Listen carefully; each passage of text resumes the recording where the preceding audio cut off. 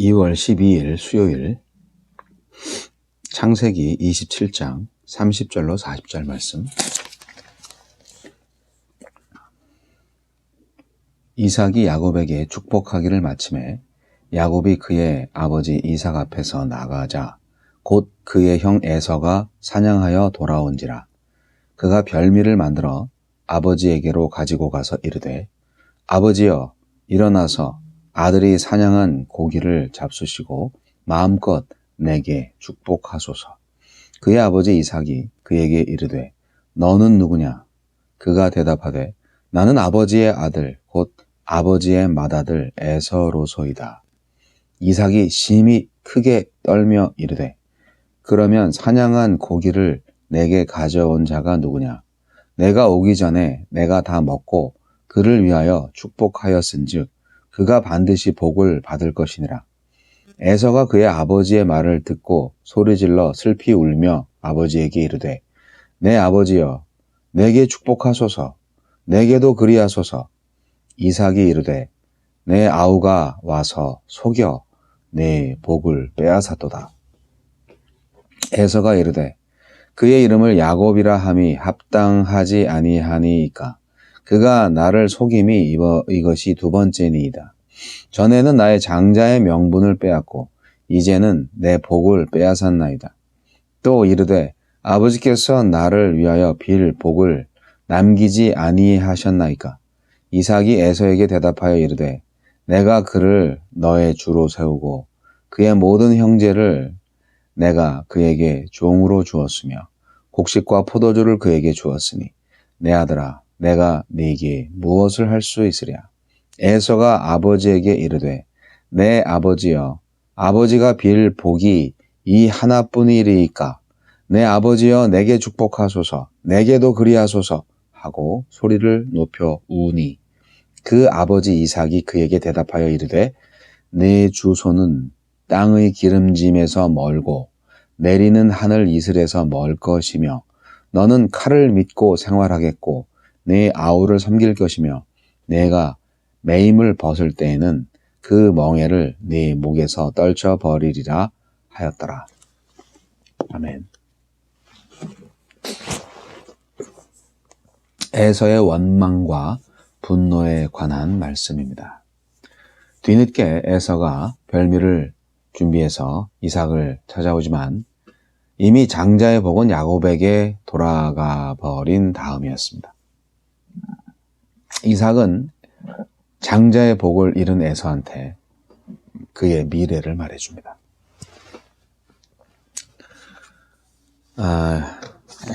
에서와 이삭은 아버지와 아들임에 분명한데 야곱과 이삭과의 관계에서도 처음에 야곱이 이삭한테 왔을 때 아버지를 존경하고 또 예의 바르게 말하는 것들을 찾아볼 수가 있습니다.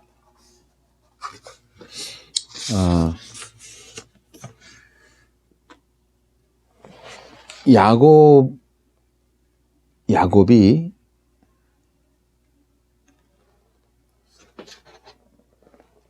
처음에 뭐라고 그랬냐면 야곱은 내 아버지여 그렇게 먼저 말을 했습니다. 어제 본문이겠죠? 18절에. 그리고 이제 원하건대 일어나 앉아서 고기를 잡수시고 마음껏 축복하소서. 그렇게 이제 표현했습니다. 상당히 배려가 있는 그런 표현이죠. 정중히 인사하는 그런 느낌이 있습니다. 그런데 에서는 워낙 친밀해서 그런지는 모르겠지만 그냥 바로 아버지여 일어나서 고기를 잡수시고 마음껏 축복하소서 그렇게 표현하고 있습니다. 에서는 뭐 들뜬 마음이었겠죠. 이제 드디어 나한테 유산 상속을 하시는구나 뭐 그런 날이겠지라고 생각을 했죠. 반면에 야곱은 상당히 긴장된 그런 모습이었기 때문에 그게 뭐 예의가 바르다 뭐 이런 차원으로 말하는 것이 좀 억지스러울 수 있는데요. 어쨌든 에서가 그렇게 와서 얘기하니까 이삭이 넌 누구냐? 그렇게 넌 누구냐 했을 때 야곱에게 했던 것처럼 야곱한테는 너는 누구냐 내 아들아 그렇게 말을 했거든요. 그런데 에서한테는 넌 누구냐? 그렇게 말을 한 거죠. 완전히 멘붕 상태가 된 거죠. 방금 나간 아들한테 복을 다 빌어줬는데 아니 그 아들이 에서가 아니었단 말인가? 그제서야 속은 거를 알죠. 땅을 치고 후회해도 소용이 없어요. 그런데 에서는 아버지 이삭보다 더 땅을 치고 통곡을 합니다. 네, 아주 소리내서 엉엉 웁니다. 방성대곡을 합니다. 장자권과 상속권은 좀 다른 것 같아요. 원래 장자들이 이제 상속을 받게 되죠. 근데 고대 사회에서 그 고고학적 발견에 의하면 형제끼리 이 장자권을 팔고 사고 뭐 그랬던 기록이 있습니다. 그런데 재산에 대한 부분이었던 것 같아요. 이 축복권에 대해서는. 그래서 아버지 이삭이 유산 상속에 대한 그런 유언과도 같은 말을 하는 시간이었겠죠. 근데 저는 좀 아이러니한 게 이삭은 좀 식탐이 있지 않았나 생각이 듭니다. 나한테 별미를 만들어서 가지고 와라. 그게 조건이에요. 아니 뭐 그냥 말하면 안 되나? 굳이 별미를 만들어 갖고 와야 되나? 네. 저는 먹는 거에 목숨 걸지 않습니다. 뭐 그냥 허기를 채우는 그런 용도로만 사용을 합니다. 뭘 먹어도 상관이 없어요. 근데 꼭 그 맛있는 식사를 이렇게 쫓아가는 그런 분들이 좀 있습니다. 식도락가라고도 하지요. 네. 뭐 삶의 재미니까, 네. 삶의 재미, 인생의 즐거움, 먹는 게 낙이야, 먹는 게 남는 거야, 뭐 그렇게 할 수 있는데요. 장자권을 상속하는 그런 조건이 별미를 만들어 제공하는 것이다라는 것은 좀 이해가 안 됩니다. 네. 뭐 당연하겠죠. 내가 장자권을 주는데 축복을 해주는데 그 정도는 못 받겠냐. 저는 이삭이 이때 좀 신앙심이 떨어졌다고 생각합니다. 영적인 분별력도 떨어졌지만 이 야곱이든 에서든 하나님의 축복을 받을 사람들이잖아요. 그리고 사실은 분명히 야곱한테 장자권과 같은 축복, 하나님의 영적 약속이 보장되어 있었습니다. 그것은 하나님의 선택이고요. 하나님의 결정입니다. 그런데 이삭은 이삭은 고기가 먹고 싶었던 것 같아요. 네, 고기가. 야곱은 집에서만 있었고 사냥을 하지 않잖아요. 항상 에서가 사냥을 해갖고 오잖아요.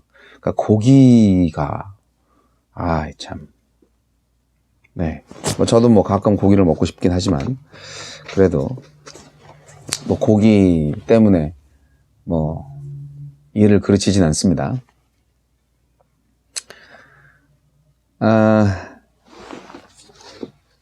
에서는 분노합니다. 네, 에서는 분노합니다. 저는 에서의 통곡과 그에 대한 예언이 결국은 하나님의 뜻이었다고 생각합니다.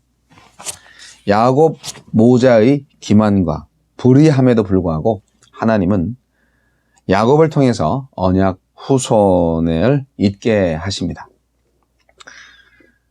하나님께서 이모저모로 활용하시는 거죠. 물론 그 대가는 치릅니다. 야곱은 자신의 그 거짓말한 대가를 아주 나중에 톡톡히 치르게 돼 있어요. 그냥 기다려도 될 뻔할 텐데 굳이 이런 인간적인 방법을 써서 본인도 힘들게 된 것이죠. 하지만 그것이 인간의 나약함이고 한계예요.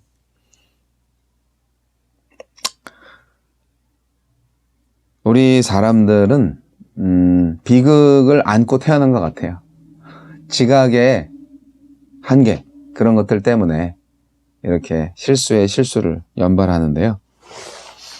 에사가 오늘 참 불쌍하죠. 네. 이삭도 마찬가지죠. 아들과 아내한테 동시에 속은 그 원통함, 도저히 위로받을 수 없는 그런 절망에 쌓인 큰아들 에서, 그 에서, 내가 사랑하던 에서가 이런 지경에 빠지다니 얼마나 허탈했겠어요. 나한테 돌아올 축복이 하나도 없단 말입니까? 나한테도 축복해 주세요. 정말 절규를 하는, 그리고 끝내 동생에 대한 지독한 증오를 품는 에서의 초라함. 이 모습 상상이 되십니까? 이 모든 아픔은 결국 인간의 실수에 대한 하나님의 심판이라고 볼 수 있습니다. 하나님의 말씀의 권위를 인정하지 않고 인간의 관습과 자신의 결정을 더욱 귀히 여긴 이삭에게는 배신과 후회를 안겨주셨고요.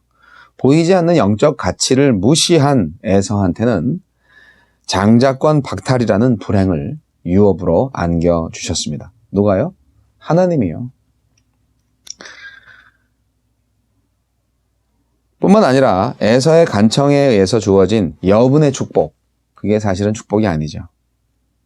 그것은 하나님의 이름과 무관한 것이죠.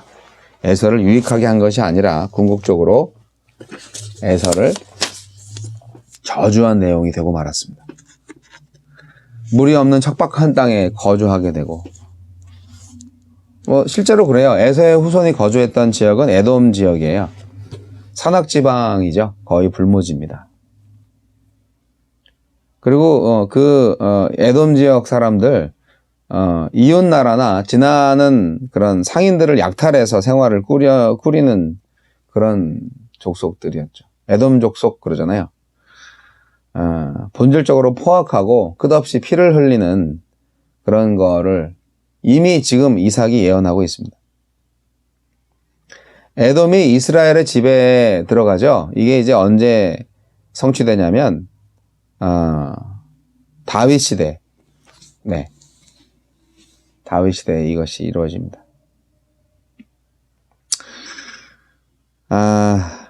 잠깐 풀려날 때도 있었어요. 실제로 에돔이 이스라엘의 속박에서 벗어났을 때도 있었습니다. 하지만 그것은 완전한 자유를 가리키는 것은 아니죠. 하나님께서는 이스라엘을 들어쓰셨기 때문입니다. 그러니까 지금 이삭의 이 예언이 훗날 이스라엘의 역사를 말해주기도 하는 것입니다. 에서와 야곱을 우리는 잘 생각을 해야 됩니다. 히브리서 말씀을 보면 참고가 될 수 있는데, 장자권을 내팽개친 에서를 가리켜서 망령된 자라고 표현합니다. 히브리서 12장 16절에. 이 말은 사실 어떻게 보면 도덕적으로 깨끗하지 못한 사람을 말하는 의미도 있는데요. 좀 더 확실히 말하면 하나님께서 주신 거룩한 인생과 영광의 기회들을 우습게 여기고 가볍게 내동댕이 칠 만한 그런 사람이라는 뜻입니다. 사실 장자권을 가진다는 것은 명예와 부라는 측면에서 다른 형제들보다 기득권을 가진다는 뜻도 있지만 더 중요한 의미가 있습니다. 무엇보다도 하나님 앞에서 그 가족을 대표해서 제사장적인 역할을 하는 그런 더없이 고귀한 명분이었던 것입니다. 근데 그러한 장자의 명분을 너무 쉽게 생각했다는 것이 그 에서의 성품을 말하는 것이죠. 그는 하나님을 온전히 믿지 않았던 것입니다. 그래서 히브리서는 에서에 대해서 그렇게 말합니다. 그토록 귀중한 장자의 명분을 그토록 쉽게 무시한 에서에게는 회개할 기회조차 주어지지 않는다는 것이죠. 히브리서 12장 17절을 참조하시기 바랍니다. 그래서 하나님께서는요, 결국 그와의 관계를 완전히 청산하셨다고 그렇게 히브리서는 기록하고 있습니다.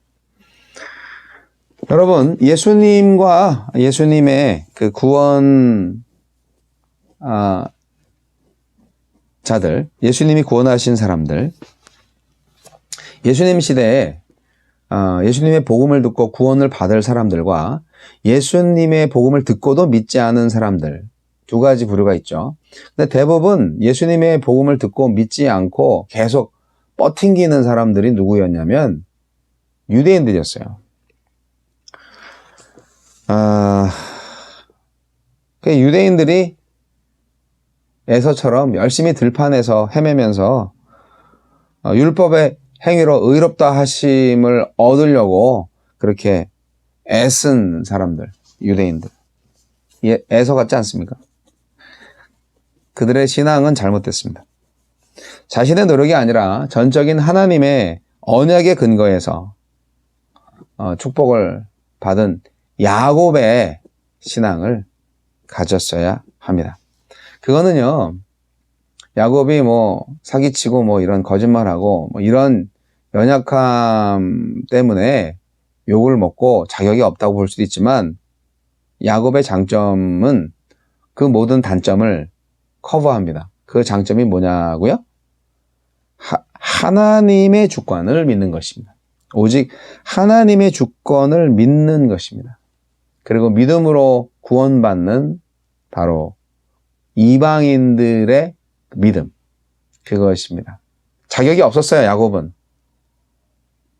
차남이니까. 그러나 전적으로 하나님의 은혜로 그 복을 받은 것입니다. 유대민족이 장자하잖아요. 이방인들은 차남입니다. 차자입니다. 이렇게 구원은 인간의 행위로 되어지지 않습니다. 하나님의 은혜로 이루어집니다. 그렇기 때문에 믿음은 복과 저주, 영생과 죽음을 가르는 기준이 됩니다. 하나님을 믿으시나요? 하나님을 경외하시나요? 하나님의 주권을 인정하십니까?